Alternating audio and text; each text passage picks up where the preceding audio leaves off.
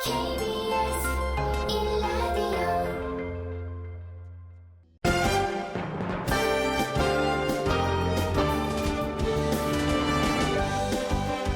KBS 1라디오 신사원의 오늘 세계는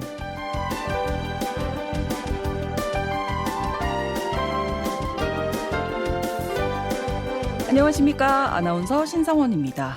요즘 국제뉴스는 온통 미국 트럼프 대통령 관련 소식이 장식하고 있죠. 설 연휴 동안은 잠시 시선을 돌려서 아프리카로 이야기 여행 떠나보려고 합니다. 우리에게는 멀게만 느껴지는 이 아프리카, 더 이상 빈곤과 질병의 대륙만은 아니죠. 풍부한 자원과 젊은 인구를 바탕으로 하는 기회와 도전이 공존하는 땅인데요. 미중 패권 경쟁 속에서 마지막 시장으로 주목받고 있는 곳이기도 합니다. 오늘부터 목요일까지 사흘간의 여정으로 준비한 기회의 땅 아프리카 3부작에 많은 분들이 동행해 주시기 바랍니다.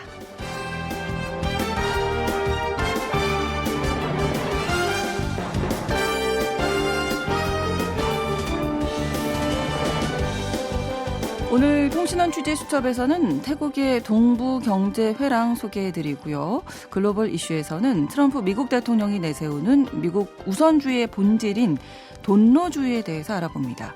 그린란드와 파나마 운하를 미국으로 편입시키려는 이유도 여기에서 찾을 수 있다고 하는데요. 잠시 후에 함께 살펴보겠습니다. 1월 28일 화요일 KBS 1라디오 신성원의 오늘 세계는 시작합니다.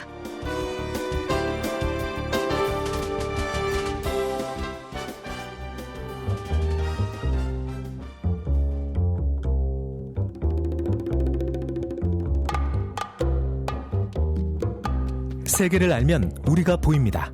KBS 1라디오 신성원의 오늘 세계는 글로벌 배송으로 빠르게 찾아갑니다.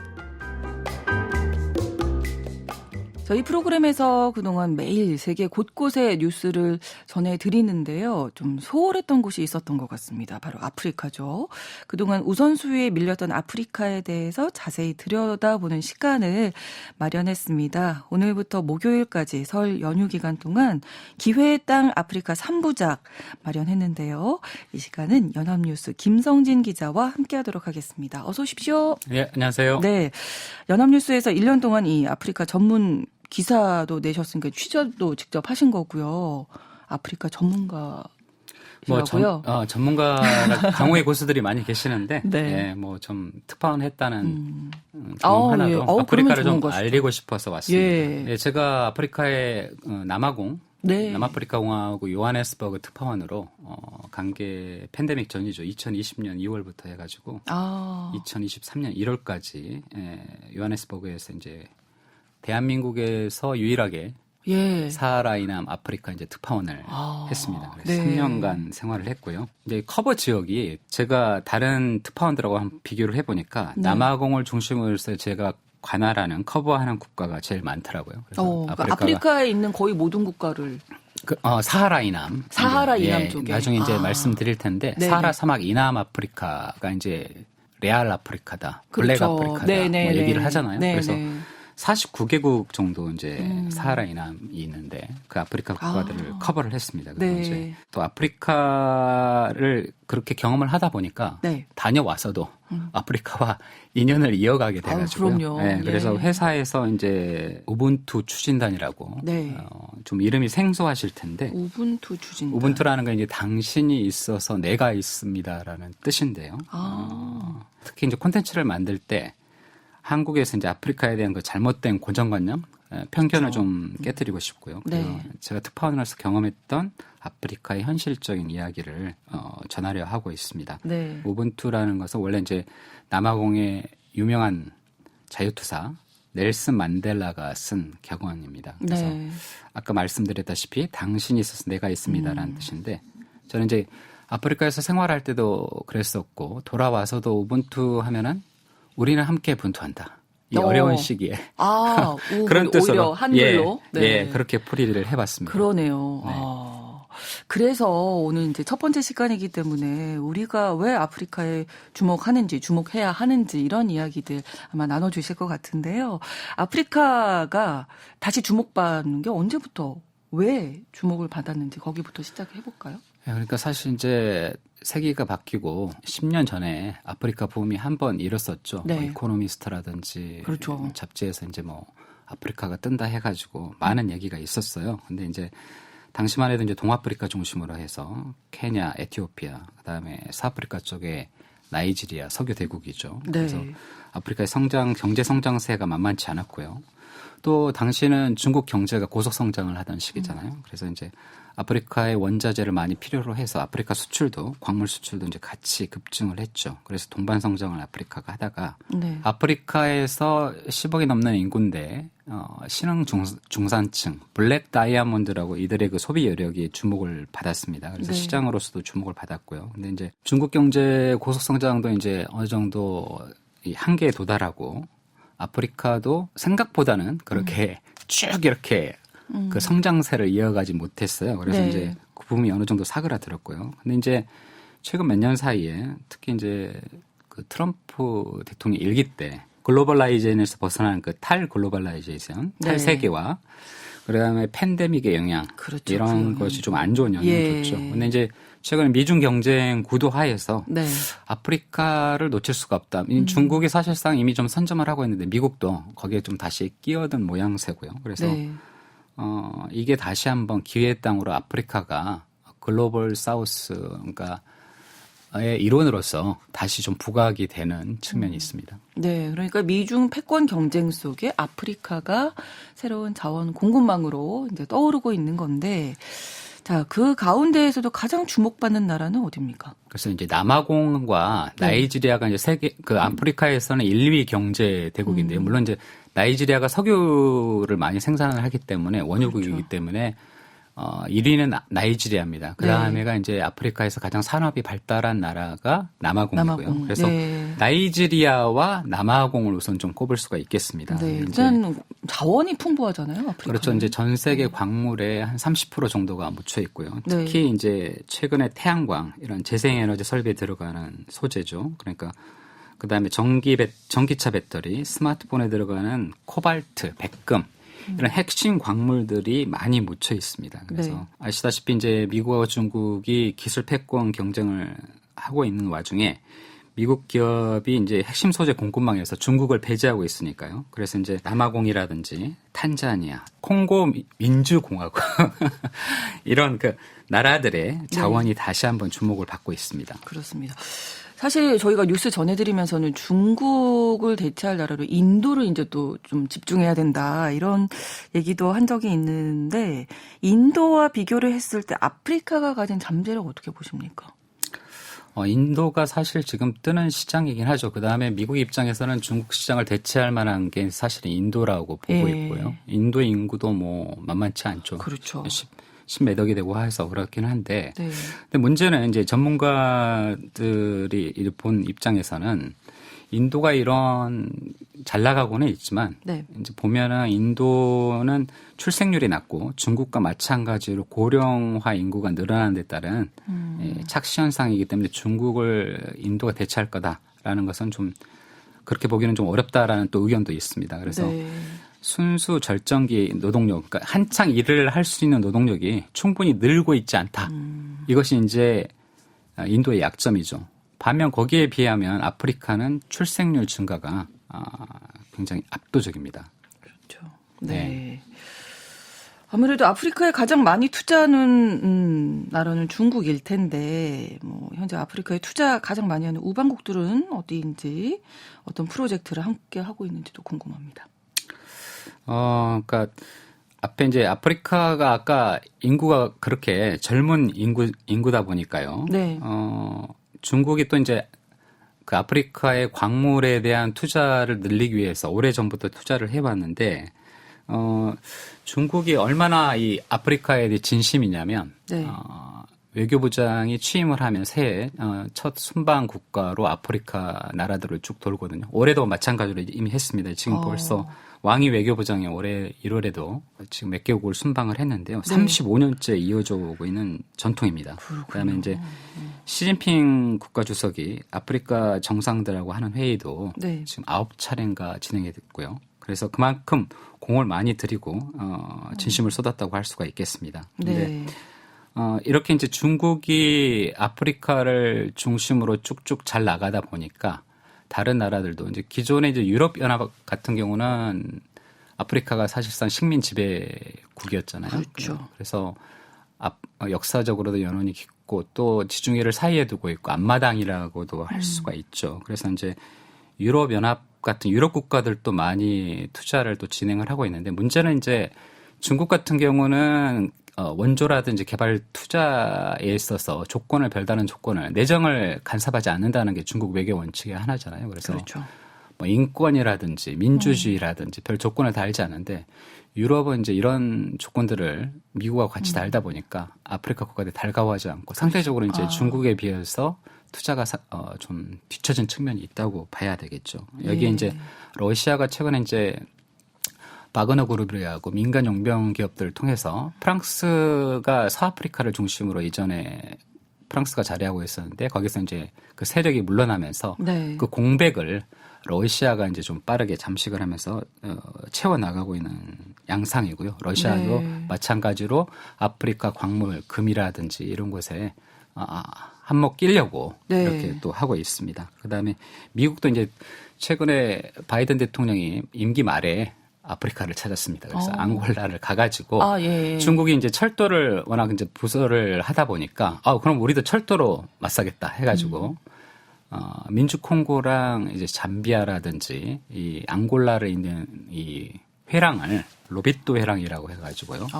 이 회랑을 만들어서 1,300km에 달하는데 이거를 전략적으로 추진을 하고 있습니다. 그래서 이 자원 공급망에서 아프리카를 주목을 하면서 중국이 맞대응을 하는 형국이라고 할 수가 있겠습니다. 예, 그야말로 뭐 각국들이 지금 아프리카에 관심을 보이고 각종 투자를 하고 있는 상황인데 사실 아프리카가 예전 19세기 유럽 열강에 의한 식민 지배 뭐 이런 것들의 기억이 남아 있겠죠. 그래서 이번에 이런 어떤 사업 프로젝트를 벌일 때 다시 어떤 잠재력, 그 아프리카 스스로의 힘이 좀 있어야 될 것 같거든요. 그런 부분은 어떻게 보십니까? 19세기 그러니까 열강들에 휘둘리던 시기가 지금 가장 큰 차이는 일단 아프리카 국가들이 다 독립 국가들이잖아요. 그렇죠. 그리고 55개국이나 되거든요. 물론 이제 유엔에서 승인을 받은 국가는 54개국이긴 한데 그래서 이제 우리가 뭉쳐야 된다 이런 의식도 되게 강하고요. 과거에 피식민 지배국이었던 그런 아픔이 있으니까 그만큼 의식화가 돼 있다고 보겠습니다. 그래서 아프리카 유럽연합처럼 자기네들도 이제 아프리카 연합이라는 연맹체를 만들었고요.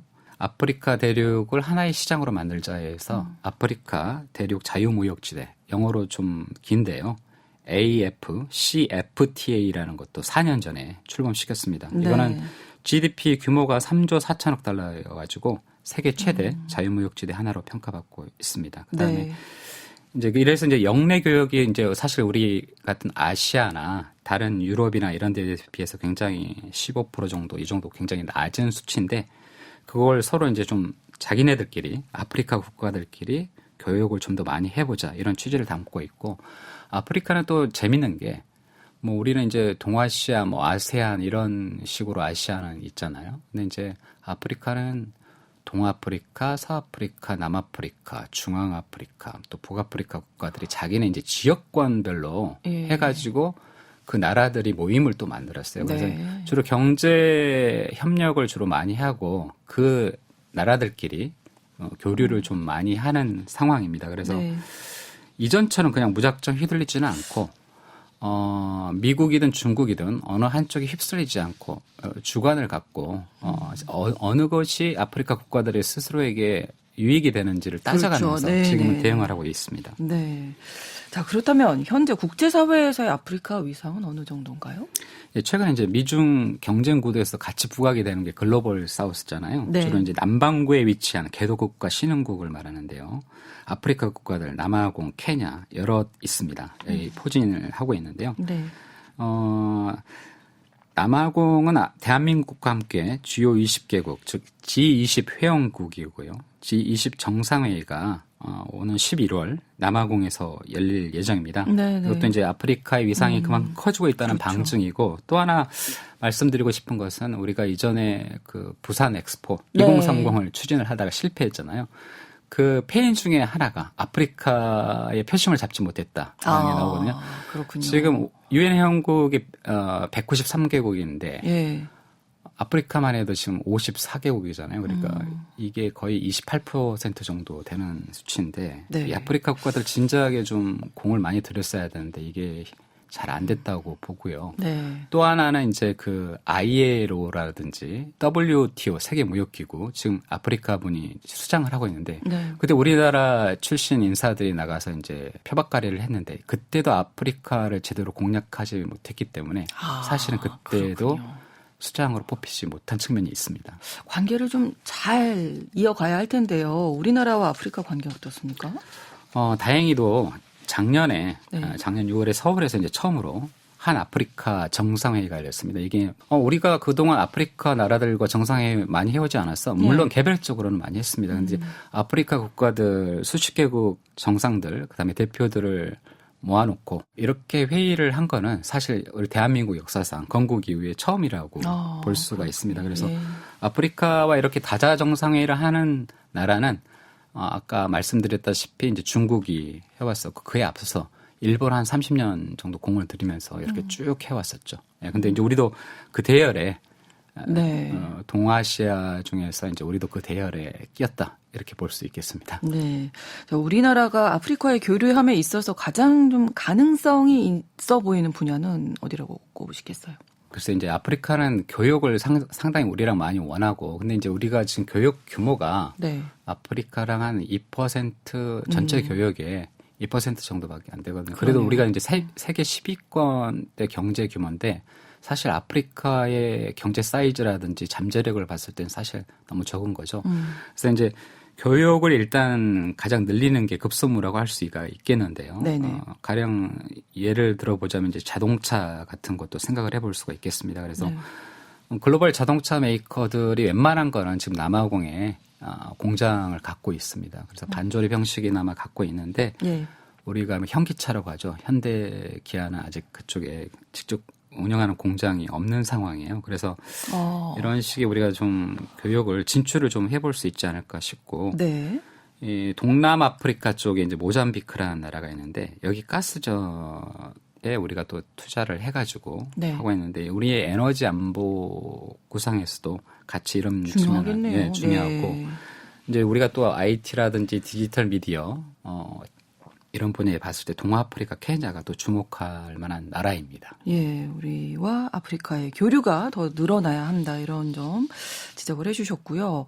아프리카 근데 뭐 개발이 이제 생각만큼 속도가 많이 붙지는 않는 것 같다.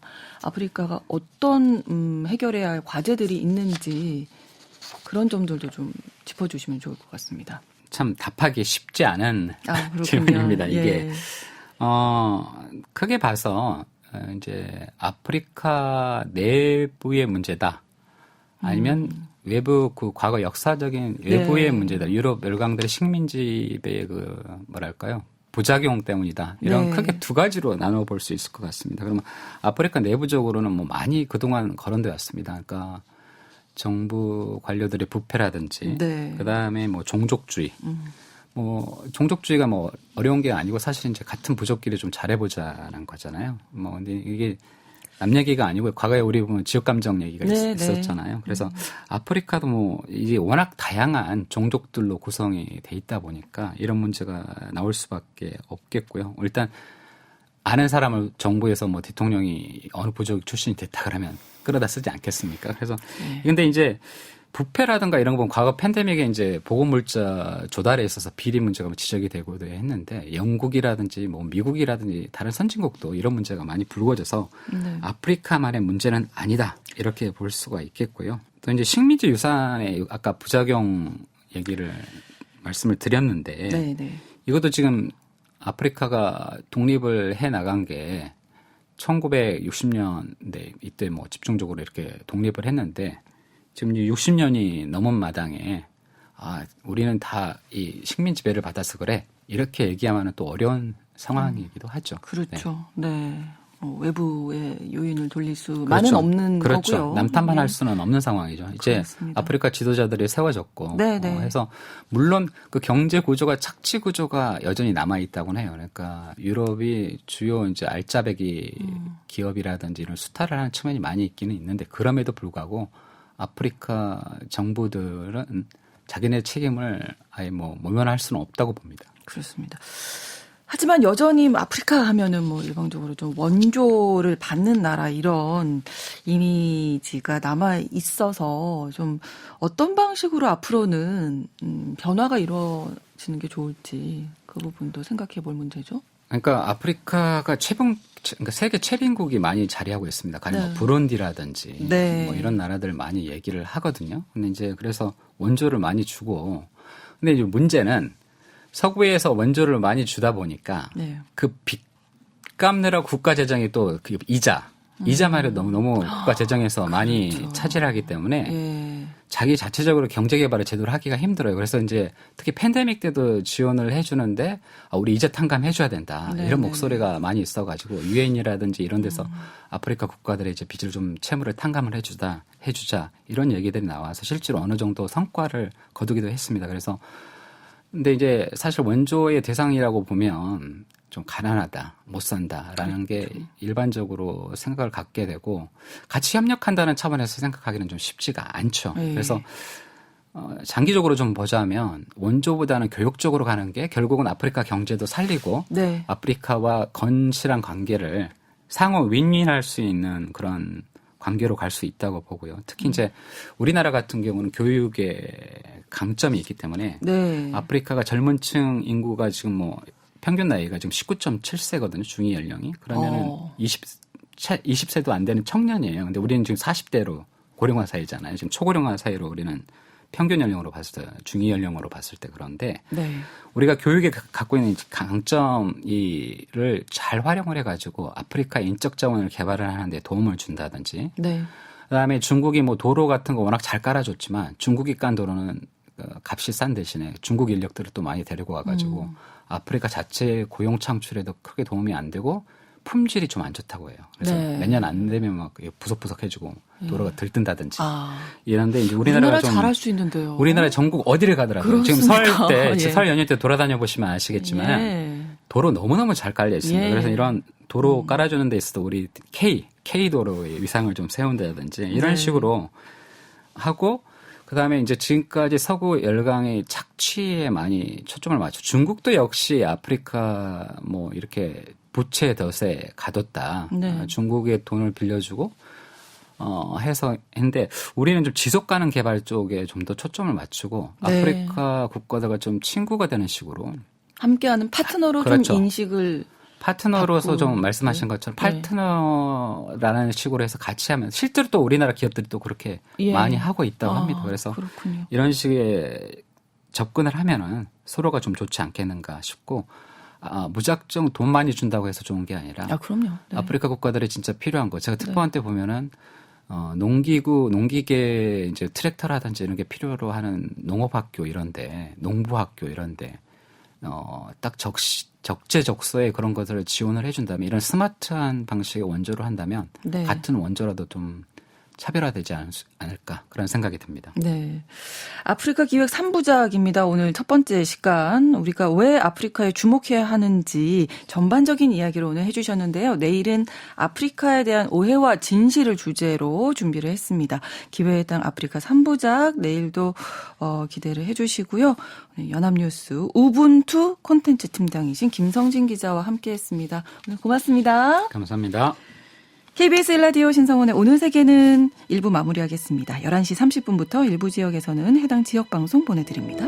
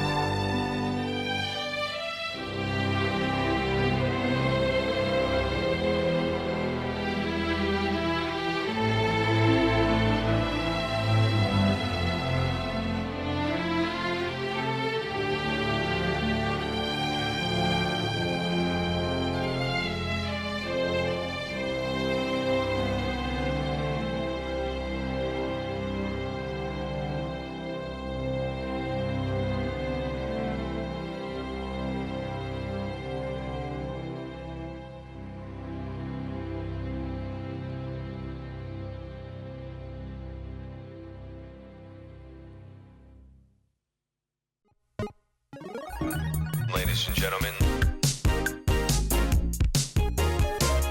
국제사회의 다양한 뉴스를 한눈에 KBS 1라디오 신송원의 오늘 세계는 세계를 바로 보는 최소한의 투자입니다.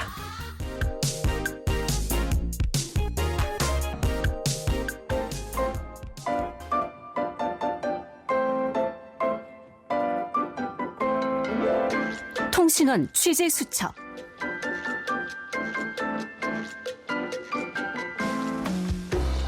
통신원 취재 수첩 오늘은 태국 방콕 연결해서 태국 경제 발전의 핵심 기지로 꼽히는 곳입니다. 동부 경제회랑에 대해서 알아보겠습니다. 김종민 통신원 연결합니다. 안녕하세요. 네, 안녕하세요. 네, 먼저 이 단어가 좀 생소하네요. 동부 경제회랑 어떤 곳인가요? 네, 이스턴 이코노믹 코리도, 일명 동부경제회랑, 네. 태국에서는 EEC라고 부르는데요. 네. 태국 정부가 중진국 함정에서 벗어나 고소득 국가로 도약하기 위해 타일랜드 4.0 정책의 일환으로 태국의 수도 방콕 동남부 지역에 위치한 촌부리, 나용, 그리고 차청사오 3개주를 첨단 산업 허브 발전 지역으로 선정하고 이를 위한 개발에 들어갔습니다. 네. 지난 2017년부터 2021년까지 1단계 개발 단계에는 동부경제회랑의 현대적인 인프라 구축과 12대 태국 미래산업 육성, 연구 개발단지 조성과 스마트 시티 구축, 관광 및 도시개발 등이 주요 내용이었고요. 지난 2023년부터 오는 2027년까지 2단계 개발 기간이 이어집니다.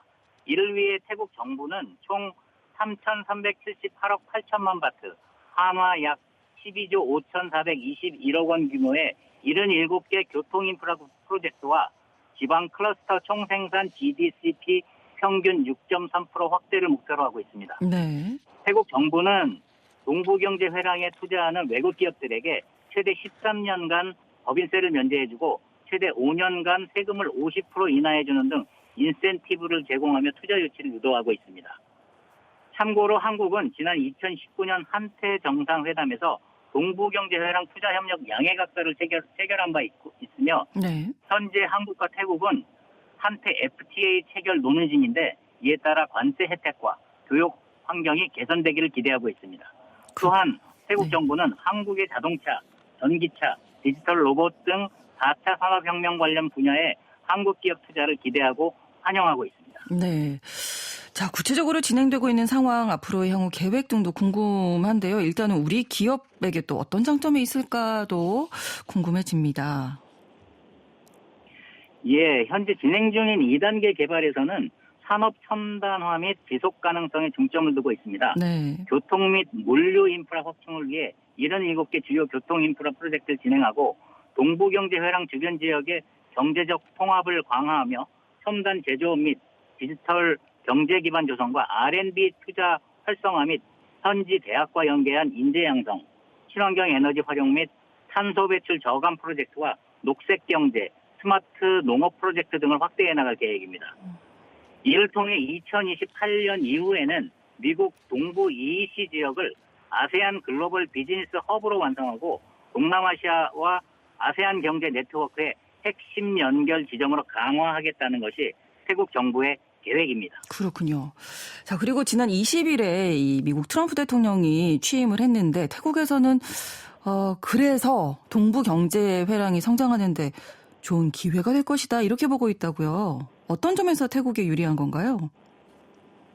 예, 미국의 도널드 트럼프가 대통령에 당선되었을 때 세계 여러 나라에서 우려의 목소리를 낸 것에 반해 태국은 사실 속으로 웃음을 띄었습니다. 네. 트럼프가 대통령이 되는 것을 반긴 이유는 바로 미국과 중국과의 관계 때문입니다.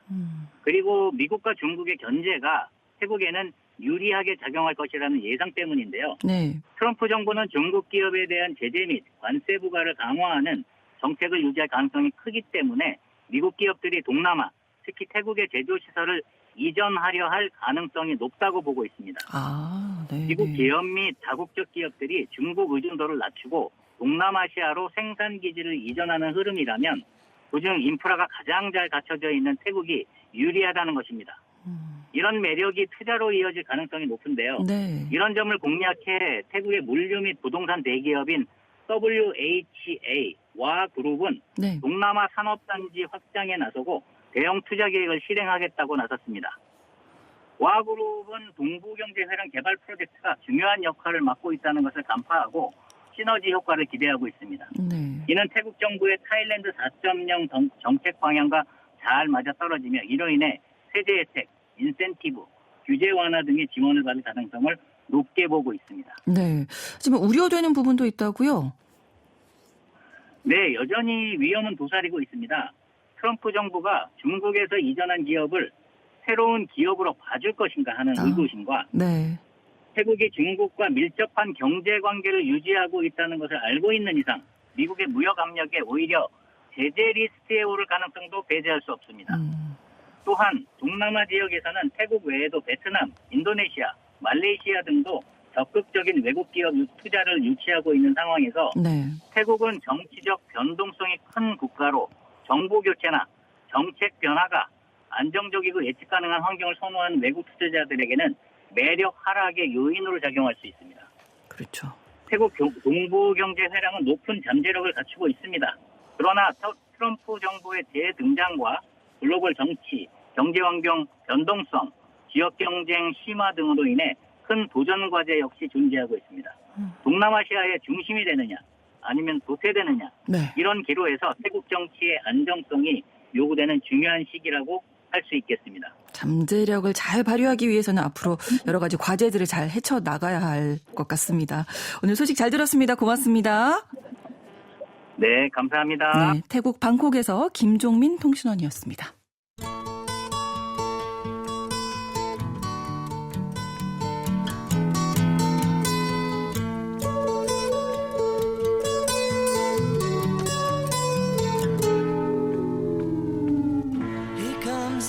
지난주 도널드 트럼프 미국 대통령이 4년 만에 백악관에 귀환한 이후 전 세계는 트럼프 대통령과 그 행정부의 행보에 촉각을 곤두세우고 있습니다. 특히 그가 취임 전부터 공언했었죠. 그린란드 또 파나마 운하에 대한 미국령 주장 임기 내내 여진이 계속될 것으로 보이는데요. 논란의 중심에 있는 이 사안이 그 대외 정책에서 어떤 의미를 갖는지 알아보겠습니다. 오늘도 한겨레 신문 정의길 선임 기자와 함께합니다. 어서 오세요. 안녕하세요. 자, 파나마 운하 또 그린란드를 미국 땅으로 만들겠다. 네. 이 주장에 대해서 현실성이 과연 있을까요?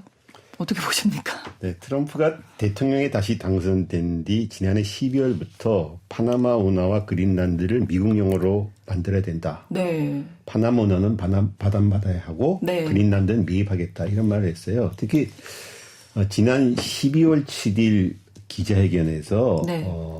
그린란드 문제, 파나마 문제를 놓고 군사적 강압은 배제할 것이냐 이런 질문을 받고서 네. 보장할 수 없다. 그러니까요. 우리는 경제 안보를 위해 그것이 필요하다는 점을 말할 수 있다. 이 말은 경제적, 군사적 강압 조치를 배제하지 않겠다는 말이죠. 그렇죠. 물론 군사적 수단까지 배제하지 않겠다고 했지만 일단 허풍성 협박으로는 봐야겠습니다. 예. 트럼프가 내가 무슨 미친 짓을 할지 몰라라는 광인 전략에 뭐 상당히 고수라고 하는데 네. 아무리 그렇다고 하더라도 미국이 지금 그린란드나 파나마 운하를 군사력을 동원해서 강력하게 쓸 수는 없죠. 너무한 거 아닌가. 그렇죠. 뉴스 들었을 때도 그런 생각했었거든요. 그걸 믿는 사람은 물론 없습니다. 하지만 미국의 이익을 최대치로 긁어내려 할 것은 분명합니다. 그 정도도 생각하고 있다 정도로 네. 파악을 파나마 했겠죠. 운하는 그 운영을 맡는 방식으로 사실상 접수하고 네. 그린란드에서는 자원 개발과 군사기지 확대 등으로 미국의 세력을 확대하려고 할 것입니다. 또 그린란드 경우에는 네. 태평양 섬 국가들과 맺은 자유연합 협정이라는 것이 있어요. 즉 명목상 주권을 남겨두되 실질적으로 미국으로 군사 경제로 편입하는 그런 조약이죠. 협정이죠. 네. 이걸 적용할 수 있지 않겠냐 이런 논의가 이루어지고 있다고 합니다. 이런 방안들이 실제로 추진되고 있습니까? 트럼프 쪽에서 이미 상당히 간을 보고 있다 이렇게 봐야 할 것 같습니다. 네. 특히 트럼프는 그린란드에 대해서는 상당한 집착을 보이고 있어요. 그러니까요. 이미 일기 집권 때인 2019년에 그린란드 구매 방안을 강구해보라 이렇게 지시해서 논란이 있었거든요. 이번에 더 그걸 구체하고 있는 거죠. 네. 트럼프의 아들 트럼프 주니어가 지난 7일 트럼프 전용기를 타고 그린란드를 방문했어요. 네. 이때 방문했을 때 트럼프가 소셜미디어에 그린란드는 엄청난 곳이다. 그곳이 미국의 일부가 되면 그린란드 주민들은 엄청난 혜택을 누릴 것이다. 우리가 사악한 외부 세계로부터 그것을 지키고 소중히 여길 것이다. 그린란드를 다시 위대하게 이런 말을 넣어서 미국을 다시 위대하게에서 더 발전한 거네. 그렇죠. 그린란드를 네. 위대하게. 심지어 어떤 그린란드 사람이 마가 모자를 쓰고 미국의 모자를 쓰고 그린란드를 찾으세요 하는 이런 동영상도 올렸습니다. 여론 선동하는 거죠. 예. 더 나아가서 J.D. 벤스 부통령 당선자가 지난 12일 폭스뉴스와 회견에서 네. 굉장한 천연 자원이 개발될 수 있도록 보장하는데 우리가 지도력을 보여주겠다. 그린란드에서 거래가 이루어질 수 있다. 이런 말을 했어요. 그래서 네. 군사력 사용하겠다는 말이 있는데 무슨 말이냐 물으니까는 우리는 군사력을 사용할 필요가 없다. 사람들이 간과하는데 이미 우리가 거기에 병력이 있다. 미군 지도하고 있습니다. 이렇게 말을 했어요. 듣기에 따라서 상당히 무시무시한 얘기입니다. 그렇죠. 우리의 무력 사용하지 않아도 돼. 이미 무력 거기 있기 때문에 이 말이거든요. 예. 그렇군요. 근데 트럼프 대통령이 왜 갑자기 이렇게 남의 나라 땅을 사겠다 이렇게 얘기를 하는 건지 그 이유가 획득하겠다. 궁금합니다. 일종의 식민지이지 않느냐 이런 비판을 받죠. 예. 네. 지금 21세기인데 네. 19세기도 아니고. 직접적으로는 경제적 문제이고 미국의 안보 문제도 얽혀 있다고 봅니다. 그렇군요. 파나마 운하와 관련해서 트럼프는 파나마가 미국에게 운하 사용료를 비싸게 받고 그 운영도 중국계 회사가 하고 있다. 이런 네. 트집을 잡았어요. 운하 양쪽에 있는 항구 운영을 홍콩계 회사가 맡고 있는데 이걸 놓고서 중국이 접수한 거 아니냐 이런 트집을 잡은 거죠. 네. 우리는 파나마 운하를 파나마에게 준 것이지 중국에게 주지 않았다. 파나마 운하는 우리 군대를 위해 건설됐고 우리 경제에 필수적이다. 이렇게 주장하고 있습니다. 네. 그린란드와 관련해서는 지구온난화로 북극해가 녹으면서 북극호 항로가 개발될 수 있고 벤스가 말한 대로 히토리 등 천원 자원이 거기 되게 많습니다. 네, 눈독을 네. 띄고 있는 거죠. 무엇보다도 미국을 다시 위대하게라는 트럼프의 마가주의 본질이 이번 그린란드 파나마 문제와 관련해서 적나라하게 드러나고 있다. 이런 평가를 받고 있습니다. 이건 또 어떤 얘기일까요? 마가주의의 본질을 드러낸다. 한마디로 아메리카 대륙을 미국의 세력권이고 네. 북대륙 전체를 미국의 성체로 만들겠다. 뭐 이런 말인 것 같습니다. 트럼프는 이번에 파나마 그린란드 문제를 말하면서 캐나다를 미국의 51번째 주로 만들어야 한다. 멕시코만 명칭을 아메리카만으로 바꾸겠다. 이런 말도 했습니다. 그렇죠. 이를 두고서 뉴욕 포스트라는 언론은 트럼프의 돈노주의라는 이름을 붙였습니다. 네. 돈노주의라는 것은 멀로주의, 즉 멀로 독트린에서 따온 말인데 먼로와 도널드의 약칭인 돈을 결합해서 돈노주의라고 이름을 붙였죠. 네네. 1823년 미국 5대 대통령 제임스 몰로 대통령이 미국은 아메리카 대륙 밖의 문제에 간섭하지 않겠다. 이런 선언을 했는데 이걸 흔히 몰로 독트린, 몰로주의라고 합니다. 네. 그래서 몰로주의는 보통 미국의 고립주의적 대외정책, 그러니까 미국은 해외 문제에 간섭하지 않는다. 이런 뜻으로 받아들이는데 사실은 네. 본질은 그게 아닙니다. 몰로주의의 본뜻은 미국은 아메리카 대륙 밖의 문제에 간섭하지 않을 테니 유럽 나라들도 아메리카 대륙에 간섭하지 말아라. 이런 뜻입니다. 이 말은 아메리카 대륙, 즉 서방구는 미국의 세력권이다. 우린 여기에 우리 거니까 니들은 간섭하지 말아라. 우리도 너네 바깥 문제에 간섭 안 하겠다. 이런 뜻입니다. 네네.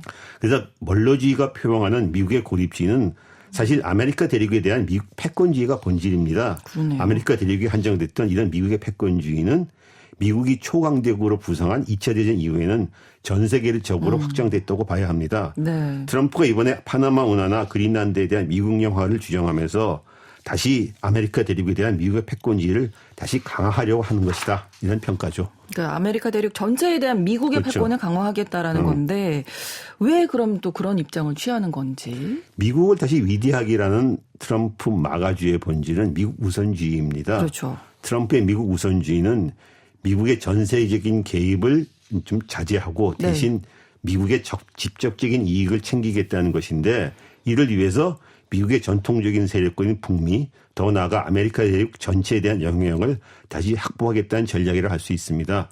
아메리카 대륙에 있는 서방구 우선주의라고 할 수 있죠. 아메리카 대륙이 미국의 세력권이고 이곳을 대정책의 1순위로 놔야 된다 하는 서방구 우선주의는 공화당의 전통 보수 세력들이 1980년대까지도 견지하던 전략이었습니다. 네. 그런데 1980년대 로널드 레이건 행정부가 그레네다와 파나마를 침공하고 정권을 교체하신 걸 마지막으로 해서 이 서방구 우선주의가 좀 퇴색하기 시작했어요. 그렇죠. 미국은 이미 1970년대부터 에너지 위기 등으로 중동 등을 대외 정책의 우선순위에 놓을 수밖에 없었습니다. 그 이후 냉전이 끝나고 나서 중국이 부상하는 데다 전세적 차원의 개입에 미국의 국력이 한계에 봉착하니까 이번에 트럼프로 대표되는 미국 우선주의자들이 네. 소방구 우선주의를 부활시키고 있는 거죠. 아, 그래서 미국을 위대하게 미국 우선주의로 그렇죠, 네. 예, 다시 돌아가자 이런 얘기인데 그 구체적인 배경에 대해서도 한번 짚어주실까요? 미국이 그동안 중동 등 전 세계적인 문제에 개입하는 동안 미국의 뒷마당이라 할 수 있는 중남미에서는 중국의 영향력이 커졌습니다. 그렇죠. 중국이 경제성장을 하면서 자원이 많이 필요하니까 중남미 자원을 필요로 했고 중남미 국가들이 중국의 자원을 팔아주면서 미국한테 좀 독립적으로 나온 길을 찾았던 거죠. 네. 그래서 트럼프는 일기 집권 때 버락 오바마 행정부가 추진했던 쿠바의 국교 정상화를 파기했고 네. 미국의 적대적인 베네수엘라, 니카라과 등 사회주의 성향 국가들과 다시 묶어가지고 불량국가로 지정하고 중남미에 대한 미국의 강제적인 영향력을 다시 수립하려고 했습니다. 이번에 트럼프가 취임식 때 네. 행정명령을 통해서 쿠바를 테러 지원국에서 해제했던 바이든 행정명령을 다시 또 취소해버렸습니다. 다시 테러 지원국을 지정해버렸습니다. 네. 전체 아메리카 대륙에서 미국은 적어도 아마존강 이북, 즉 카리브해 연안까지 접한 지역까지는 확고한 장악력을 가지고 있어야 된다는 지정학적 전략이 있습니다. 네. 즉 아마존강 이북 지역의 국가들은 대부분 카리브해 연안 국가들인데 그렇죠. 미국에 직접적인 영향을 줄 수 있습니다. 현재 트럼프 행정부의 최대 이슈인 이민 문제 또 이들 카리브해 국가들에서 나오는 것입니다. 이들 카리브해 국가 주민들이 미국으로 오려고 하는 거죠. 그렇죠. 마약 문제도 카리브해 연안 국가들과의 문제입니다. 남미의 콜롬비아와 베네수엘라가 바로 아마존강 이북의 카리브해 연안에 접해 있는 국가들이죠. 이 마약 문제의 원조 국가들 그렇죠. 아닙니까? 네. 미국이 19세기 말 이후 군사적 개입을 마다하지 않은 곳이 바로 이 카리브해 연안 국가들입니다. 쿠바를 시작으로 해서 스페인과 전쟁에서 쿠바를 획득했었고 니카라과 파나마 현재는 멕시코 마약 전쟁에 미국이 개입하고 있죠. 트럼프가 이번에 마코 루비오 상원의원을 국무장관으로 임명했는데 그가 히스패닉계 출신입니다. 중남미계. 즉 중남미 문제에 대한 개입을 강화하겠다. 이런 전략으로 받아들여지고 있습니다. 예. 트럼프 행정부의 서방구 우선주의를 보여주는 것이죠. 그러니까 이게 트럼프의 마가주의가 이제 뭐 고립주의가 아니라 어떻게 보면 그 팽창주의, 제국주의, 식민지 뭐 이걸 좀 떠올리게 하거든요. 그런 비난을 받고 있습니다. 네. 그래서 고립주의라기보다는 고립적 팽창주의, 21세기판 미국 팽창주의 이런 비판이 나옵니다. 네. 미국의 역대 정부 대정책의 본질이 사실은 따지고 보면 미국 우선주의였습니다. 근데 그 방점과 대상이 달라져 왔을 뿐이죠. 미국의 초대 대통령 조지 워싱턴은 퇴임사에서 미국이 해외 문제에 연루되지 말아라 이런 경고를 했습니다. 네. 독립 당시 미국의 국력이 약했기 때문이기도 하지만 미국이 국력을 쏟아야 할 더 큰 영향들이 있었기 때문이죠. 즉 북미 등 아메리카 대륙이 미국의 세력권이었기 때문에. 네. 이는 아까 말했던 몰로주의로 구체화됐습니다. 그래서 19세기 들어서 미국의 서부 개척 표가 네. 명백한 운명이라는 것이 있었습니다. 명백한 운명. 네. 미국은 신세계를 개척하고 문명화시켜야 될 신의 소명을 받았다. 이것이 우리의 명백한 운명이다. 그래서 북미 대륙 전체를 우리가 이제 확장하고 팽창하는데 괜찮다. 이런 도덕적인 역사적인 사명이다. 신이 주셨다. 뭐 이렇게 그렇죠. 생각하는 거네요. 네. 네. 그래서 미국이 이제 멕시코 전쟁을 해서 현재 캘리포니아, 텍사스, 아리조나를 획득했었고 알래스카도 러시아도 샀고 그린란드에 대해서도 1860년대 앤드류 존스 대통령 때 이미 구매를 검토했었습니다. 네. 그리고 전쟁 2차 대전이 끝나는 1946년 때 해리 투만 대통령도 구입을 하겠다 이런 제안을 했었고요. 어쨌든 미국은 2차 대전 이후에 초강대국으로 부상하면서 그 명백한 운명을 전 세계로 확장했다고 볼 수 있죠. 네. 미국이 자신의 가치와 제도를 전 세계 전파에 구현하면서 영향력 패권을 유지하는 전략을 취해왔습니다. 그래서 자국 시장을 개방해주고 또 동맹국에 방위를 주는 이런 비용을 치르면서 패권과 영향력을 유지한 거죠. 네. 이 과정에서 미국이 유럽 제국주의 국가의 식민지를 반대했는데 가장 큰 이유가 왜냐하면 아메리카 대륙 전체가 미국의 영향력이 있기 때문에 더 이상 영토를 확장한다는 게 별 의미가 없었기 때문이죠. 그렇죠. 그래서 냉전 시대 때 중남미의 모든 자원을 독점하고 방위를 책임져 줬고 캐나다나 그린란드 북극권 방위도 미국이 책임져 줬습니다. 그린란드 현재 미군이 주도하는 이유이죠. 어쨌든 간에 냉전 이후에 중국이 부상하고 전 세계적인 기입에 대한 미국의 부담이 커지니까 트럼프는 이제 다시 아메리카 대륙으로 회귀하자. 이것이 우리의 미국의 이익이다 이렇게 보고 있는 것 같습니다. 네. 국익을 위해서라면 노골적 팽창주의도 마다하지 않겠다. 이런 측면도 있고 미국의 전세적인 개입을 축소한 측면도 두 가지 측면이 동시에 혼재하고 있는 것 같습니다. 미국의 이익이 우선이니까 그걸 그렇죠. 먼저 네. 보겠다 이런 네. 거죠. 네. 이거는 트럼프 미국 우선주의 두 얼거리라 할 수 있겠죠. 그러면 아메리카 대륙에 이제 집중을 하는 건데 다른 지역 관련해서는 어떤 정책을 펼치게 서방구 될까요? 우선주의라고 하지만 미국의 전통적인 서방구 우선주의에는 태평양도 포함이 되어 있습니다. 네. 그건 무슨 얘기냐 그러면은 태평양이라는 것은 미국의 입장에서는 자신들의 호수라고 생각을 하고 있습니다. 그래서 19세기 말 20세기 초부터 미국이 하와이를 접수하고 서진을 해서 필리핀을 접수하게 된 이유가 태평양 쪽에 다른 강대국이 없었잖아요. 근데 미국이 유일하게 네, 있었고 네. 그런 측면에서 본다면 서방구 우선주의는 태평양도 자신의 안보권으로 확실히 만들겠다는 게 포함되어 있는 거죠. 그런 측면에서 보면 중국과의 관계가 결정적일 수밖에 없는 거죠. 이미 중국이 그러네요. 부상하고 있고 그렇기 네. 때문에 중국과의 대결과 긴장, 협상 이 측면을 더 강화될 것입니다. 네. 문제는 트럼프가 대중국 강경 정책을 표명하긴 했지만은 네. 중국과의 지정학적인 각각의 국가 안보 문제를 갖고 결정적으로 충돌할 것이냐에 대해서는 좀 우리가 좀 두고 봐야 될 것 같습니다. 바이든 행정부는 그런 노선을 어느 정도 취해 있는데 네. 트럼프는 생내적으로 이른바 거래주의 속성이 있어 갖고서 각자의 국가 안보를 건 지정학적 대결보다는 중국과의 어쩌면 경제 문제를 경제적인 갖고서 문제를 부분으로. 갖고서 협상하고 거래하려고 하지 않겠냐. 물론 중국에 대한 최연 압력과 이런 건 부여하겠지만은 네.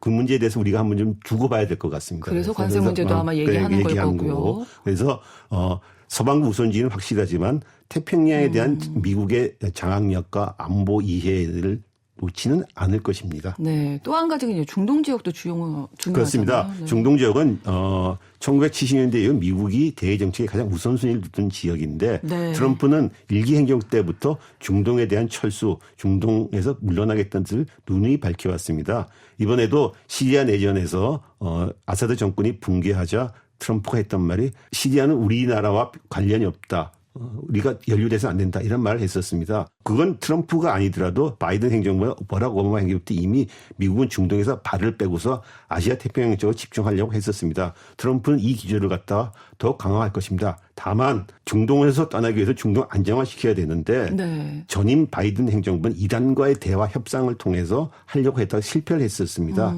트럼프는 그런 전략을 취하지 않을 것이고 그렇죠. 이스라엘과의 관계를 더욱 강화하고 이스라엘을 더욱 지원해 주고 이스라엘이 중동 전역에 안보를 미국을 대신해서 안보를 책임질 수 있도록 강화하는 방향으로 해주고서 철수할 것입니다. 그런데 이 전략이 성공할지는 두고 봐야 되겠죠. 왜냐하면 네. 중동 이슬람 국가들이 이스라엘에 대해서 관계가 좋지 않기 때문입니다. 그렇습니다. 트럼프 2기 행정부 이제 시작했으니까요. 또 앞으로 차근차근 지켜보도록 하겠습니다. 글로벌 이슈 한겨레 신문 정의길 선임 기자와 함께했습니다. 오늘 고맙습니다. 감사합니다. 마이클 볼튼의 To Love Somebody 전해드리면서 KBS 일라디오 신성원의 오늘 세계는 마치겠습니다. 내일 오전 11시 5분에 다시 뵙겠습니다. 고맙습니다.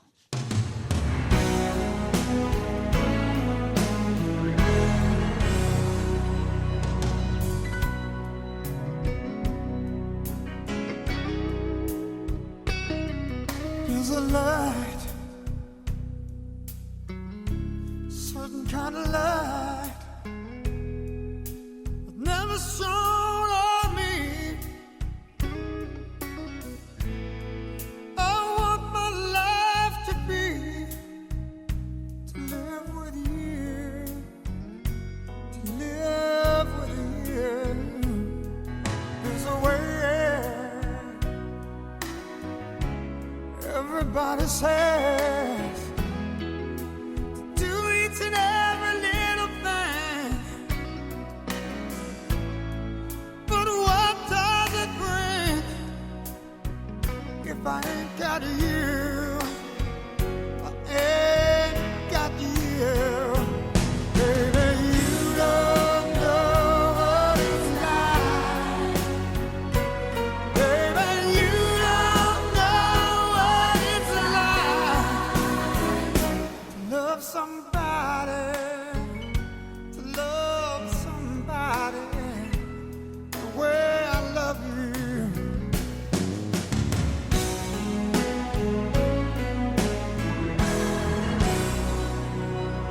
my mind. I see your face again. I know my frame of mind.